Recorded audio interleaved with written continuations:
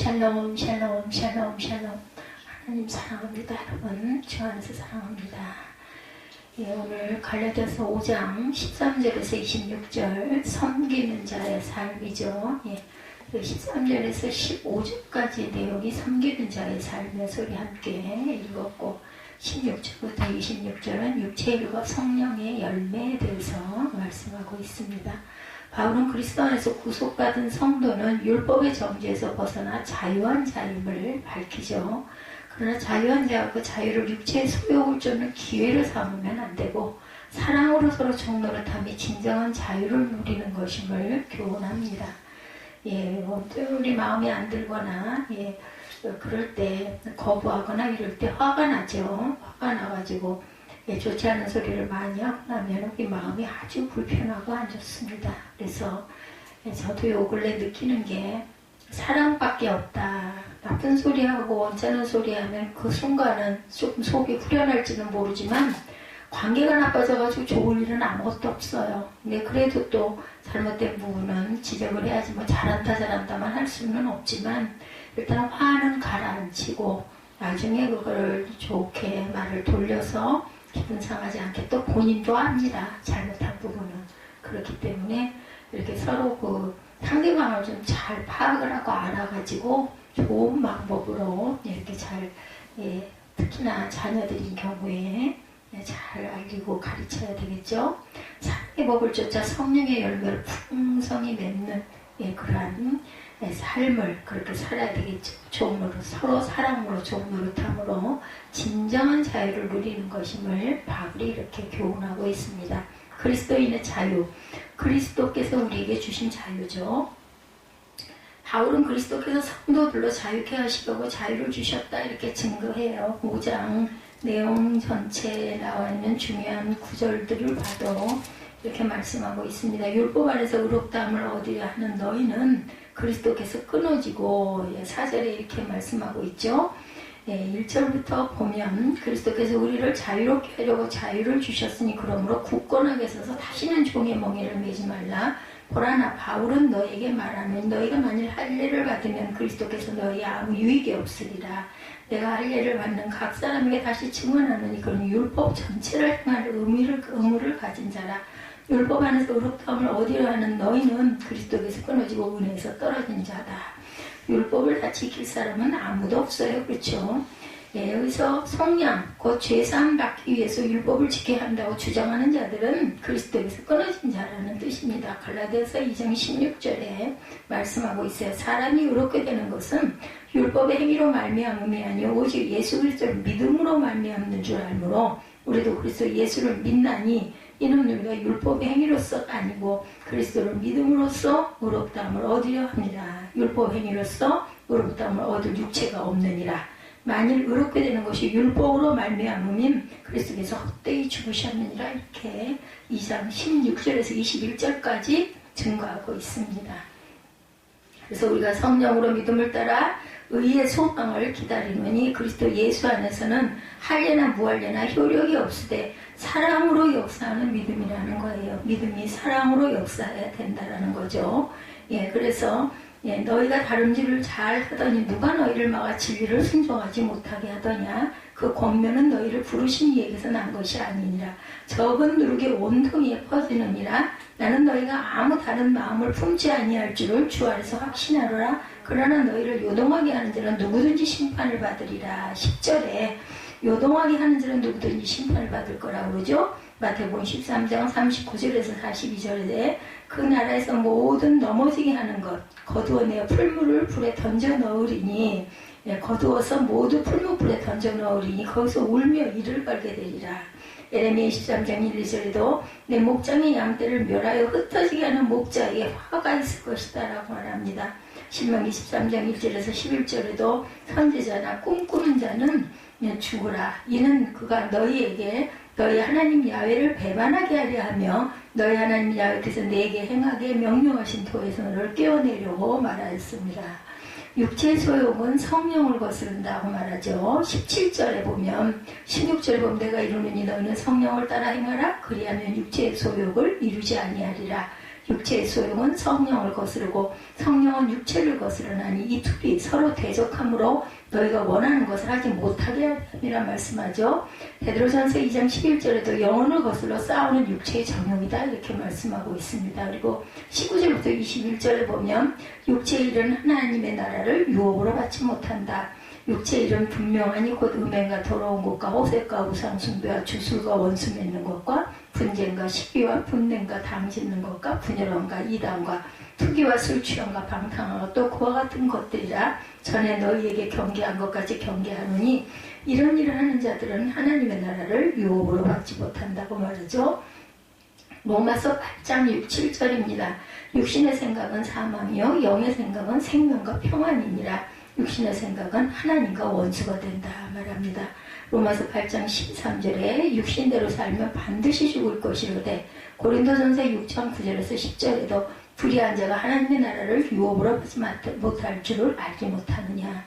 에베소서 5장 3절에서 5절이죠. 음행과 온갖 더러운 것과 탐욕은 그리스도 하나님의 나라에서 기업을 얻지 못한다. 빌립보서 3장 18, 9절에도 그리스도의 십자가의 원수로 행하느니라. 그들의 마침은 멸망이요 땅의 일을 생각하는 자라. 골로새서 3장 1절에서 6절에도 땅에 있는 지체를 죽이라. 이것들로 말미암아 하나님의 진노가 임한다.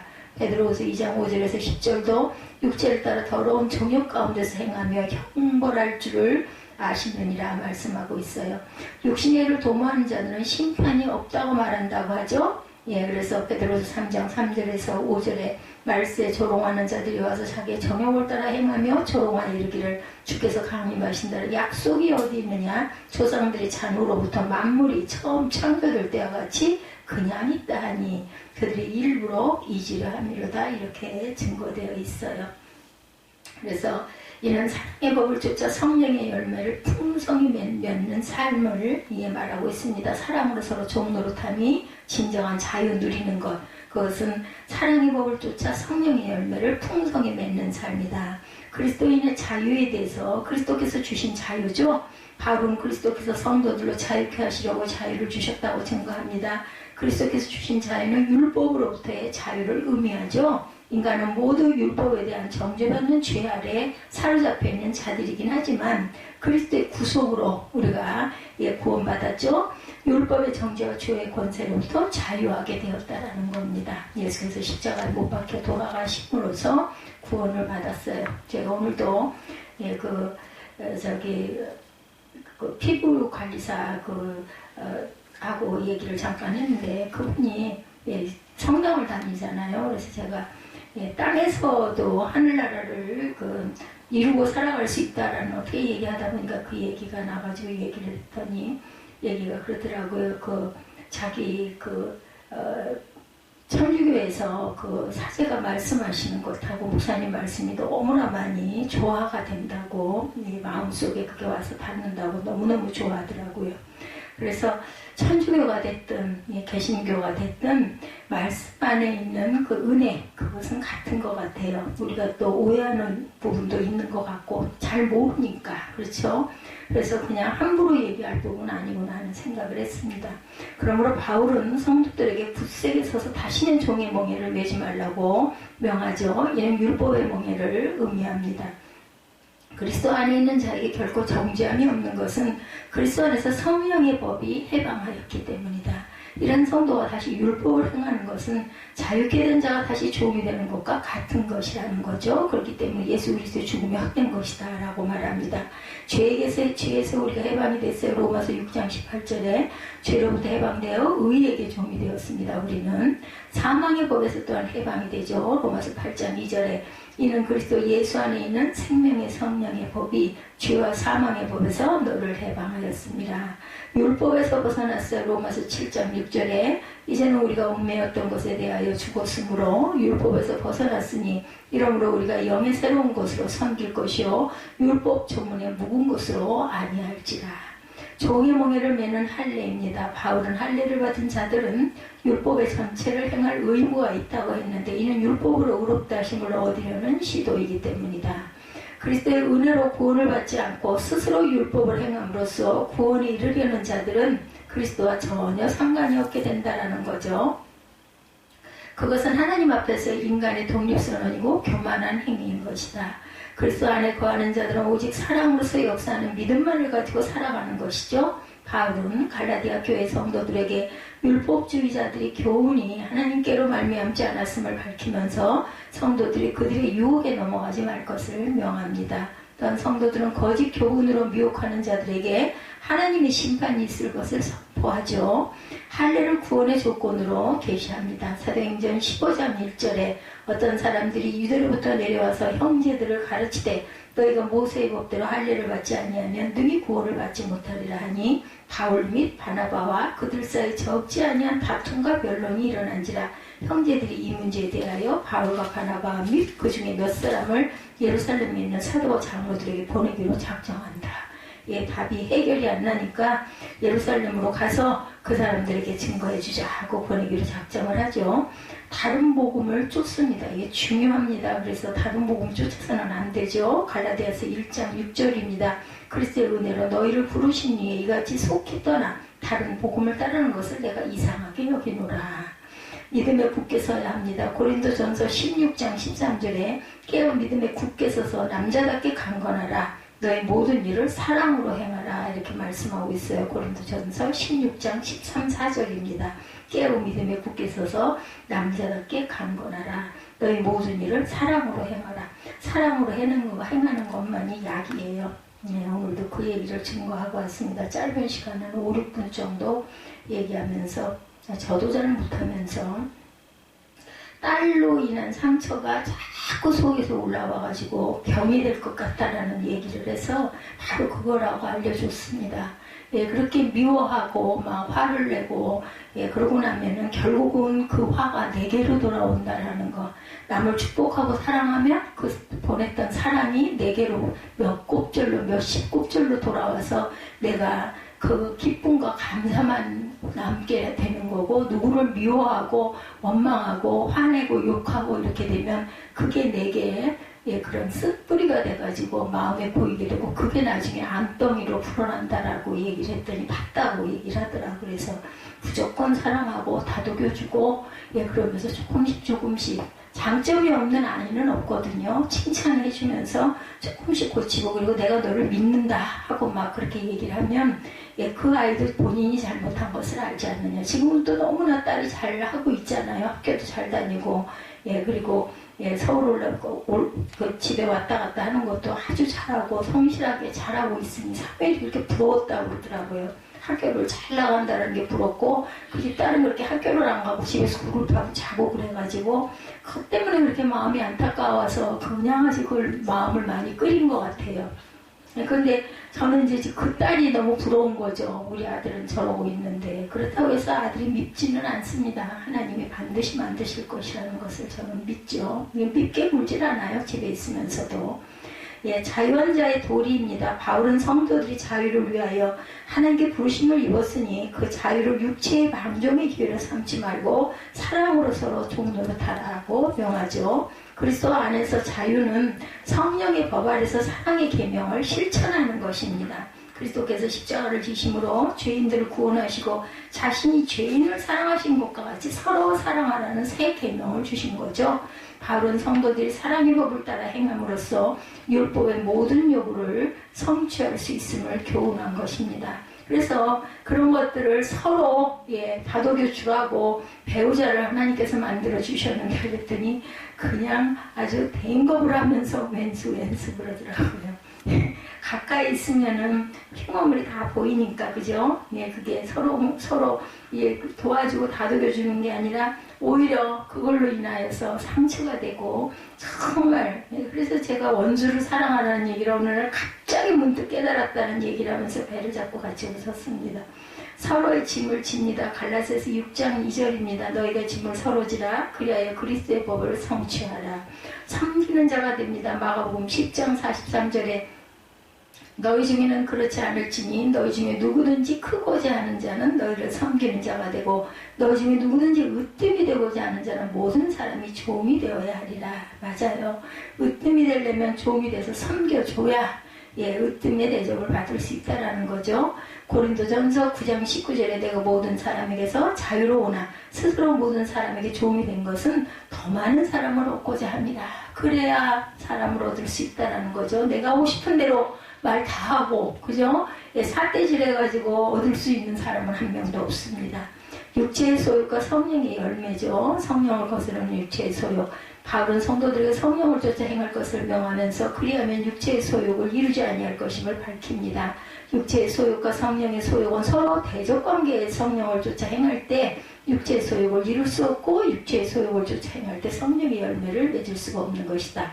이런 것 성도가 성령의 인도하심을 받으면 율법 아래 있지 않게 됨을 의미합니다. 그리스도 안에서 성령을 쫓아 행하는 자들은 성령의 법에 속했기 때문에 죄와 사망의 법에서 해방이 된 거죠. 인간은 연약하여 율법으로 정죄받을 수밖에 없지만 하나님의 능력으로 죄인을 율법의 정죄로부터 해방시켜 주셨어요. 그러므로 성도는 성령의 법 안에서 행하여 육체의 소욕을 죽여야 함이 마땅하다. 육신의 생각과 영의 생각이죠. 로마서 8장 6절에 육신의 생각은 뭐예요? 사망이죠. 영의 생각은 생명과 평안이니라. 육체의 소욕을 따르는 자들이죠. 에베소서 2장 3절에 전에는 우리도 다 그 가운데 우리 육체의 욕심을 따라 지내며 육체의 마음에 원하는 것을 하여 다른 이들과 같이 본질상 진노의 자녀이었더니 긍휼이 풍성하신 하나님이 우리를 사랑하신 그 큰 사랑을 인하여 허물로 죽은 우리를 그리스도와 함께 살리셨고 너희는 은혜로 구원을 받은 것이라. 아멘.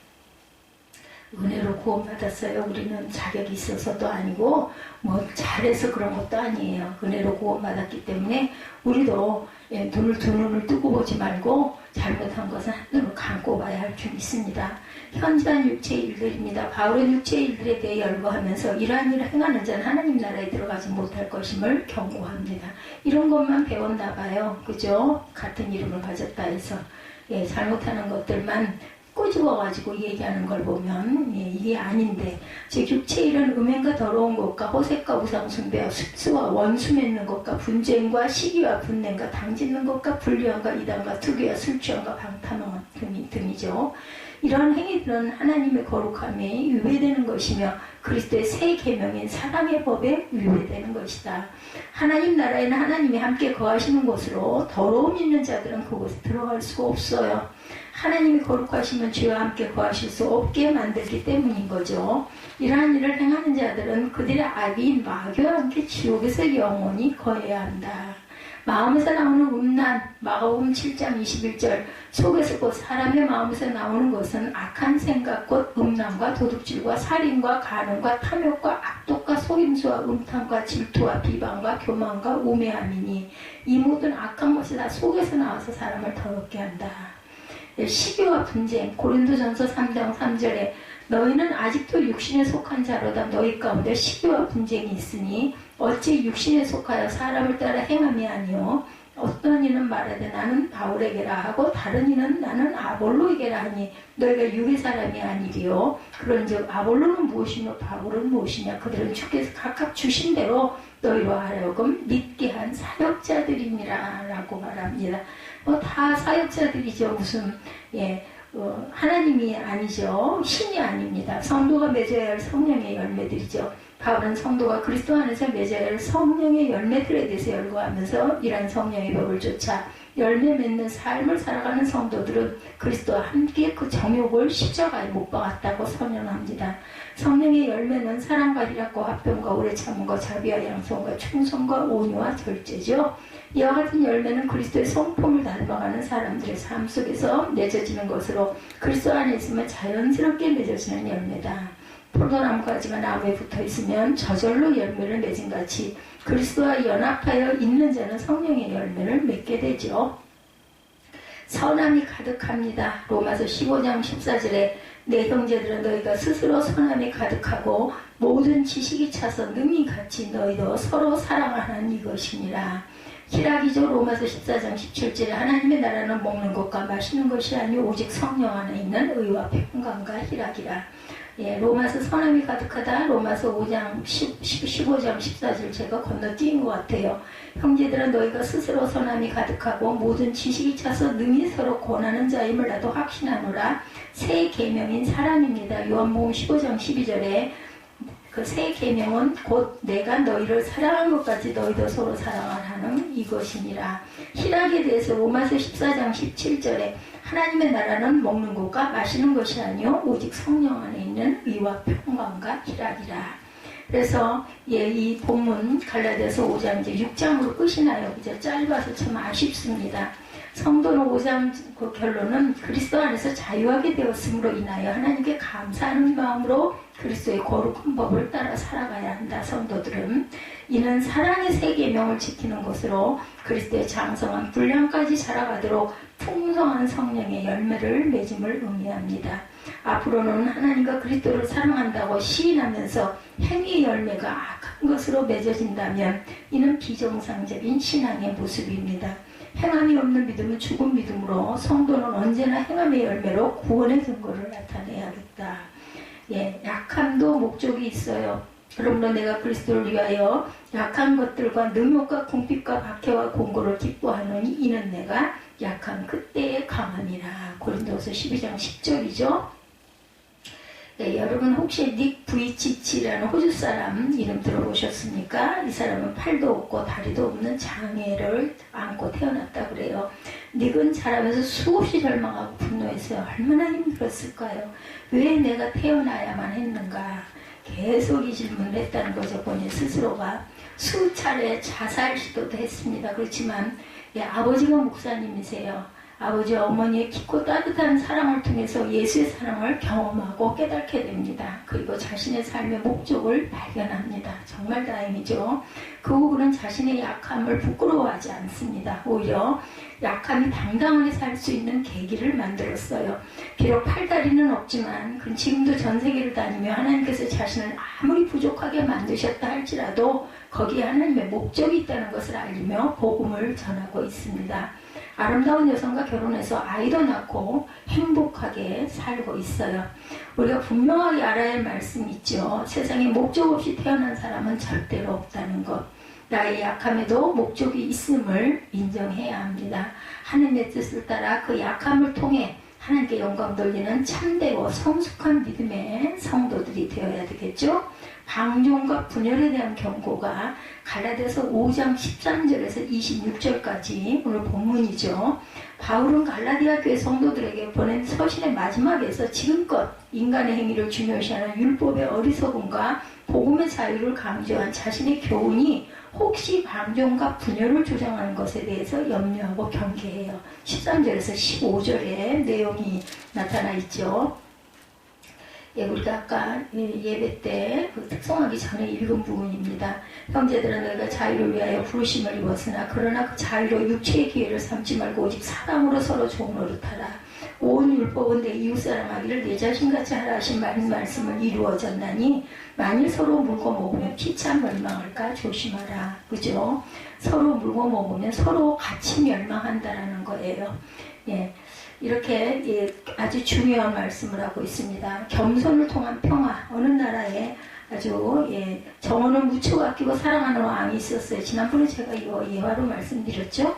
왕은 정원에 있는 모든 나무와 풀과 꽃 하나하나를 아주 정성껏 가꾸었습니다. 어느 날 왕이 아침에 정원에 나가보니까 모든 나무들이 시들어 있었어요. 그래서 왕은 문 옆에 서 있는 떡갈나무에게 물어봅니다. 떡갈나무야 무슨 일이 있었니? 도대체 왜 다들 시들어 있니? 그래서 떡갈나무가 대답합니다.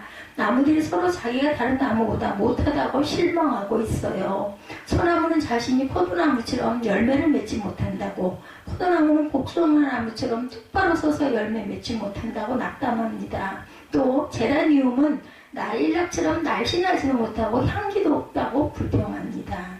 그렇지만 모두 시들어 있는 중에 유독 생기고 아름다운 꽃이 하나 있었어요. 그 꽃은 바로 펜지였어요. 펜지. 네, 하트 피스네요. 그 영어로 나와 있는 그 표기를 보니까.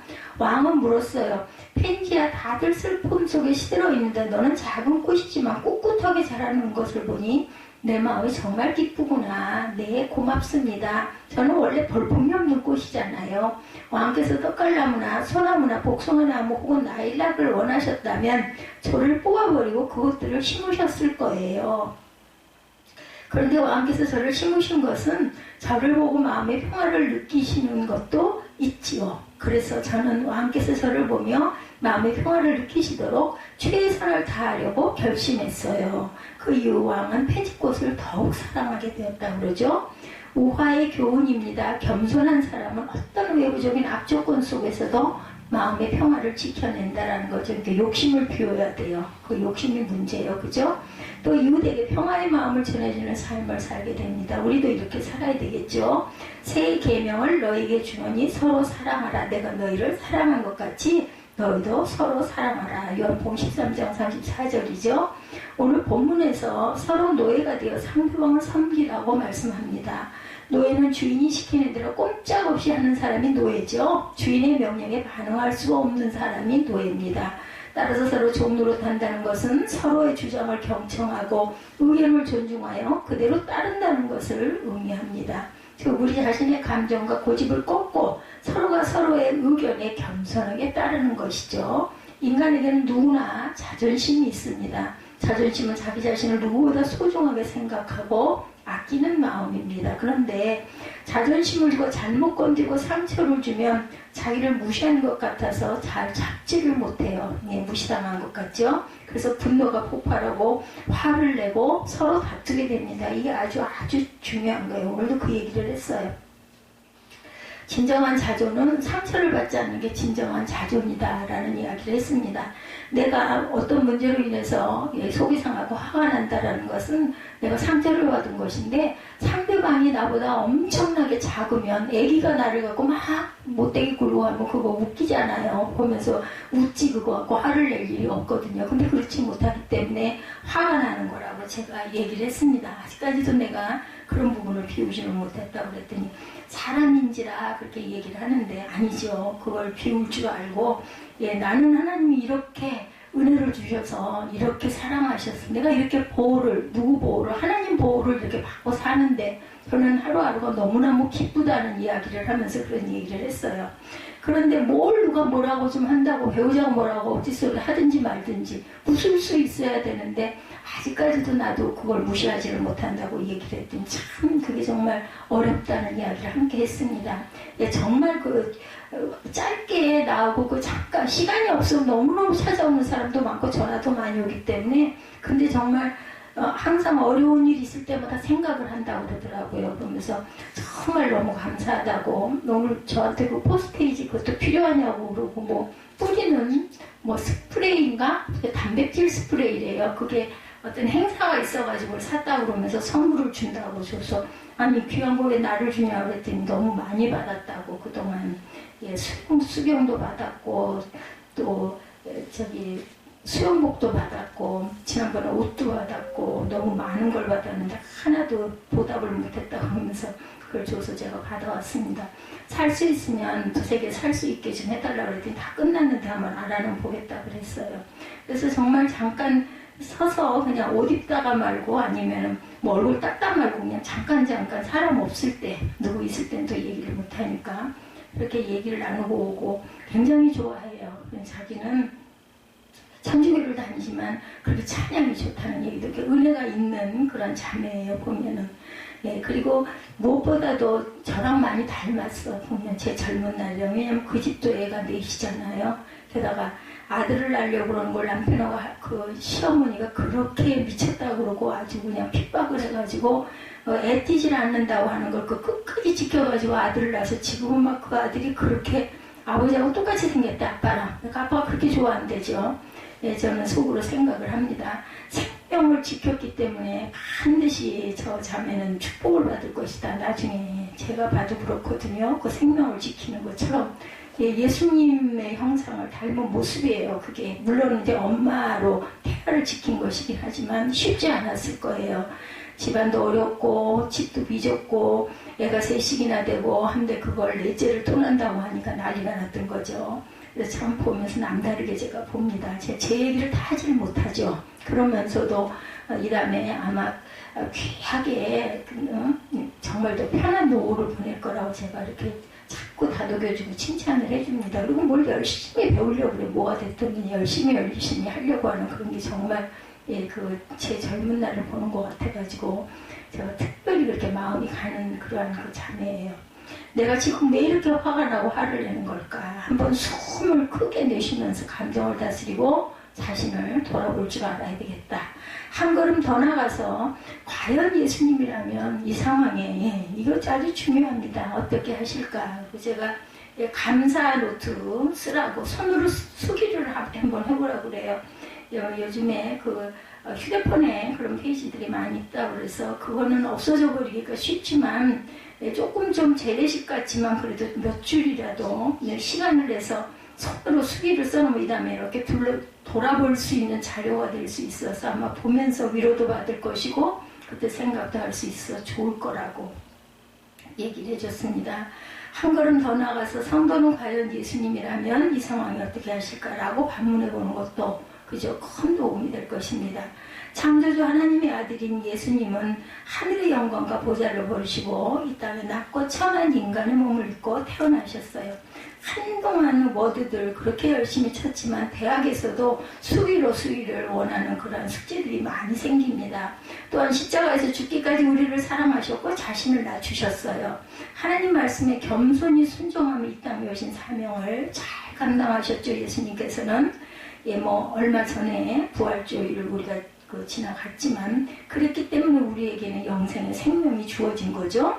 우리도 예수님처럼 겸손할 줄 아는 게 예수를 닮아야 돼. 예수의 모본을 닮아가야 합니다. 그래서 작은 예수들이 다 돼야 되죠. 갈라디아서 2장 20절 말씀처럼 이제는 내가 십자가에 못 박히고 내 안에 예수께서 사셔야 되죠. 우리도 예수님처럼 겸손해야 합니다. 날마다 십자가 아래서 죽어야 하죠. 예수님의 삶을 본받아야 됩니다. 우리는 비록 부족하지만 예수님처럼 겸손하고 지혜로운 성도들이 되어야 할 줄 믿습니다. 언제나 겸손한 성도와 행복한 믿음의 가정들이 되어야 되겠죠. 두 번째, 육체의 소욕을 버려라. 24절에 증가하고 있어요. 그래서 예수의 사람들은 육체와 함께 정욕과 탐심을 십자가에 못 박아야 됩니다. 그걸 못 박지 못하는 게 문제죠. 경건한 삶을 위한 필수 코스입니다.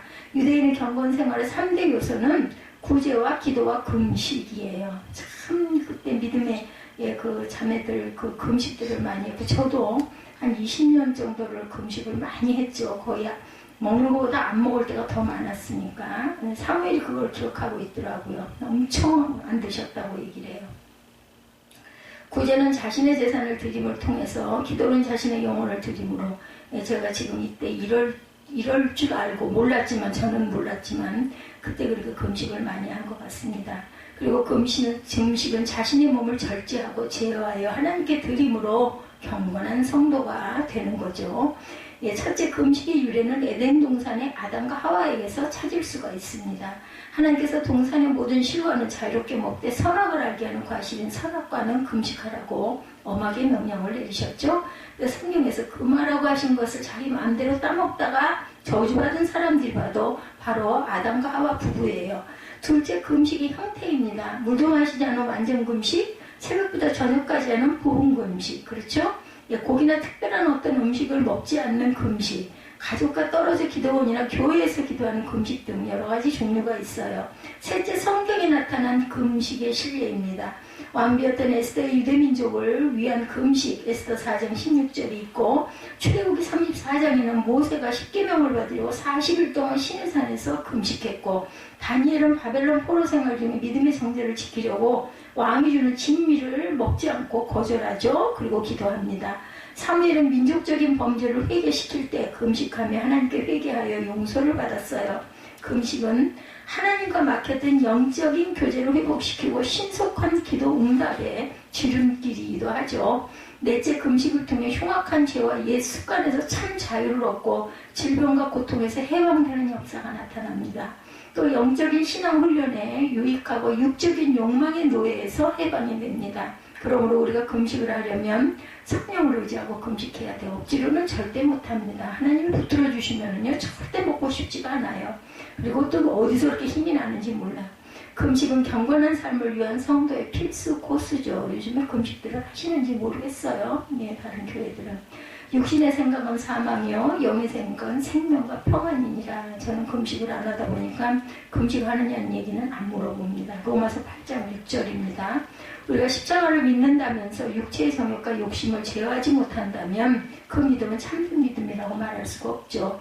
물론 우리가 온전히 육체의 정욕과 욕심을 버리고 성화된 인격을 가질 수는 없습니다. 그러나 우리는 예수님의 피 묻은 십자가를 생각하며 날마다 죄와 옛 습관을 버리려는 노력을 계속해야 합니다. 우리는 깨어지기 쉬운 질그릇이죠. 그리고 날마다 죄악으로 오염된 어두운 세상에서 살고 있어요. 그래서 아무리 발버둥을 치고 거룩한 삶을 살려고 해도 마음대로 안 될 때가 많습니다. 이것은 인간인 우리가 불완전하고 하나님 없이 스스로 살 수 없는 연약한 피조물이기 때문에요. 불완전하고 우리가 연약한 피조물이기 때문에 개인의 삶과 가정, 자녀들과 생업, 교회도 모두 우리 마음대로 할 수가 없어요. 요즘은 특히나 자녀들 우리 마음대로 되는 자녀 없죠. 오직 우리는 믿음으로 하나님께 맡기고 기도함으로 우리의 삶 속에서 하나님의 뜻을 이루며 올바른 삶을 살 수 있다는 것. 왜냐하면 인간은 인류의 조상인 아담과 하와의 죄성을 그대로 유전으로 물려받고 태어났기 때문입니다. 그러나 오직 한 길, 예수님과 성령 하나님의 도우심과 인도함을 따라 살 때 하나님의 뜻대로 바르게 살 수 있다는 것. 성령님의 능력으로 세상 환경을 지배하고 자신과 싸워 이기며 원수마귀를 계속하여 물리치고 승리할 수 있다. 오늘 웬일로 이 내용 안에 있는 그런 내용 전체가 오늘 간증한 내용들이네요. 생각하지도 않은 얘기들인데, 그래서 항상 죄와 싸워서 물리치고 승리할 수 있는 것은 성령이 내 안에 계실 때, 아들이 내 안에 있을 때 우리는 성전이다. 그런 얘기를 다 알아듣더라고요. 우리는 날마다 성령님과 동행하며 살아야 합니다. 주님이 주시는 지혜와 능력으로 세상죄를 단호하게 끊어버리셔야 합니다. 모두 성령이 충만한 영적 전쟁에서 승리하며 거룩하고 정결한 삶을 살아야 되겠죠. 세 번째, 헛된 영광을 버려라. 마지막 26절이죠. 헛된 영광을 구하여 서로 노엽게 하거나 서로 투기하지 말지니라.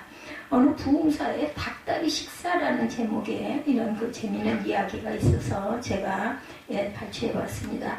어느 부흥사가 성도들에게 자신이 40일 금식 기도를 하겠다고 선언하고 기도원에 들어갔어요. 말이 40일 금식이죠. 얼마나 기가 막혀요. 생명을 건 투쟁이죠. 내로 죽는 사람 많아요. 그 금식하다가. 성경에는 40일에 넘는 금식 기도는 없어요. 예수님도 40일, 그죠?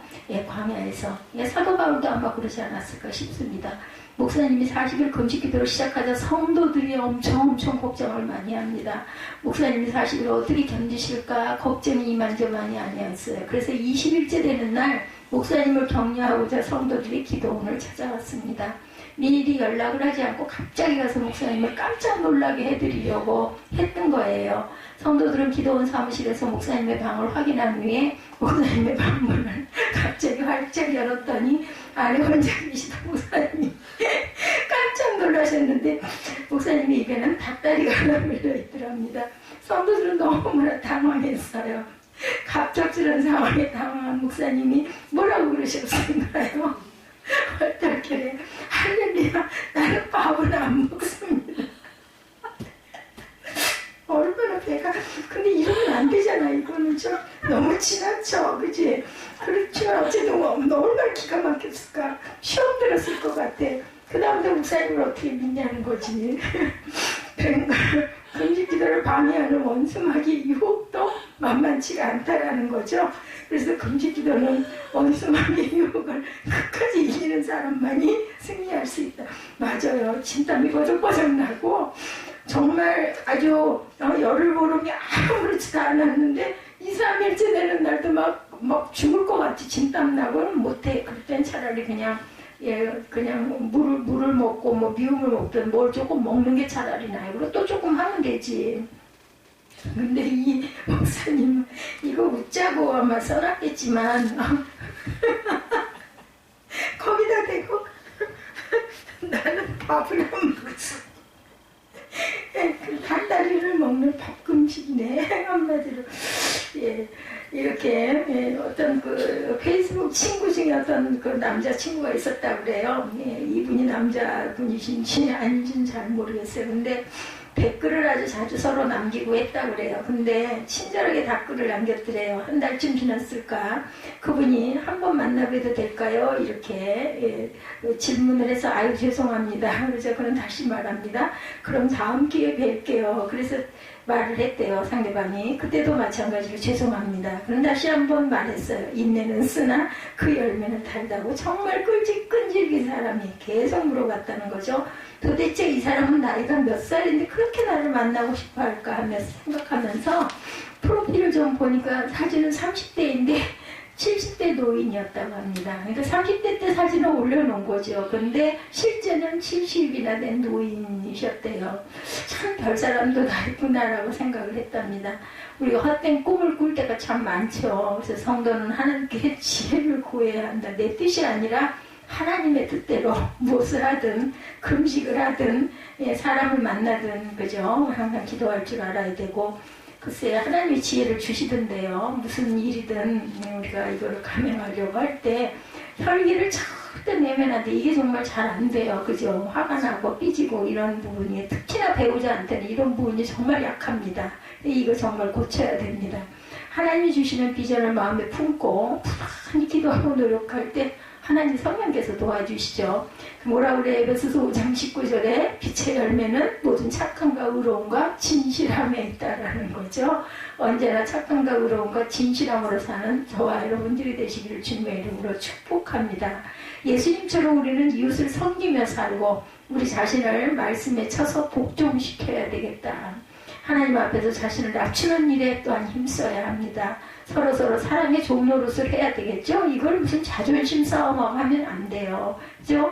좋은 말 해주면 그냥 감사하고 이렇게 받아야 하는데 누군가가 그런 말을 하면 내가 막 작아진 것 같고 나를 가르치는 것 같고 이래가지고 막 거기에 자꾸 화가 나고 이래서는 안 되죠. 성도와 부부, 형제와 친구끼리 등 그리고 우리에게 숨어있는 지저분한 육체의 소욕을 완전히 불살릴 줄 알아야 되겠다. 세상적인 헛된 영광을 또한 버려야 되겠어요. 하나님 말씀 안에서 날마다 죽는 연습을 해야 합니다. 제가 아마 유명한 사람이 있더라면 아직 목불인견이었을 거예요. 그렇기 때문에 하나님께서는 저를 이렇게 세워놓으신 줄 믿습니다. 근데 그죠? 그 넓은 좋은 집 놔두고 전에 그런 얘기했죠. 그 좋은 집 놔두고 도대체 무슨 짓이냐고. 근데 그렇게 좋았던 거죠. 그래서 성전에서 이렇게 기거를 하다 보니 하나님께서 불쌍히 여기셔서 각별한 은혜를 주신 것 같아요. 오늘 그 여의사 선생님도 저한테 이거저거 물어보시더라고요. 관리 잠깐 하면서 허리를 제가 항상 불편해가지고 엉덩이 밑에다 뭘 대야 제가 누울 수가 있어가지고 좀 엉거주춤한 자세거든요. 그랬더니 뭘 좀 도와드리려고 오늘따라 그러시더라고요. 그래서 제가 베개를 하나 댔습니다. 그랬더니 이거 허리가 안 좋으셔서 그러죠. 그래서 수술을 얼마나 하셨길래 그러냐. 그래 제가 50cm 정도 그랬더니 아직 기절을 기함을 하더니 그래도 그 의학 공부하신 분이라 아시더라고요. 허리가 완전히 내려앉았나 봐요. 그래서 허리가 내려앉았다 그랬더니 와 진짜 대단하시다고 그러면서 수영을 계속 합니다. 그래서 수영이 도움이 되냐고 본인도 디스크가 있다고 수영을 좀 해야겠다고 모든 운동의 마지막이 수영입니다. 했더니 맞다고 그럴 것 같다고 뭐 산이나 걷는 것도 관절에 무리가 가기 때문에 안 된다고 이제 그런 얘기도 잠깐 하다가 가셨어요. 하나님의 은혜로 그냥 덤으로 살고 있다는 얘기를 합니다. 주변에서 늘 그 조실장 그 얘기하죠. 2, 3년은 얼굴을 못 볼 줄 알았다고. 이건 기적이야 기적. 왜냐하면 내가 그 불편한 걸 늘 봤기 때문에 거기를 그래도 꾸준히 한 달에 한 번은 간 꼴이다 보니까 그래서 막 열심히 오라고 그래요. 막바지 제가 한 두세 번 열심히 갔어요. 서울대 가는 도중에 그 시흥을 지나가기 때문에 처음에는 이제 못 모르고 갔다 그 다음부터는 뭐 시간을 딱 맞춰가지고 가능할 때는 꼭 그렇게 관리를 고맙게 해줬어요. 상당히. 왜냐하면 못 볼 줄 알았대요. 여러 번 뭐 횟수가 남아있기도 한데 아마 한 1년 이상 2년 가까이 못 볼 거다라는 생각을 해서 한 번이라도 더 해주려고 애를 썼는데 이렇게 다니실 줄 정말 이거는 기적이라는 얘기를 많이 하죠. 그 선생님도 나와시면서 야 진짜 대단하시네요. 그러고 가셨어요. 운전을 하고 거기 오는 것도 이상하다고 그래. 우리 조 실장은 늘 그래. 혼자 오셨어요? 누구랑 같이 오셨어요? 혼자 오지 누가 오냐 그랬더니 아들은 어쩌고 그래서 아들이 게을러서 못 온다고 그랬더니 막 웃더라고요. 예, 하나님 말씀 안에서 날마다 죽는 연습 하십시다. 예수님처럼 온유하고 겸손하게 자꾸 비워내야 되겠죠. 언제나 하나님께 사랑받는 참된 믿음의 저와 여러분들이 되셔야 되겠죠. 이제는 하나님 나라를 위해 더욱 귀하게 쓰임받는 성도와 가정과 생업과 교회가 될 수 있기를 주님의 이름으로 간절히 축원합니다.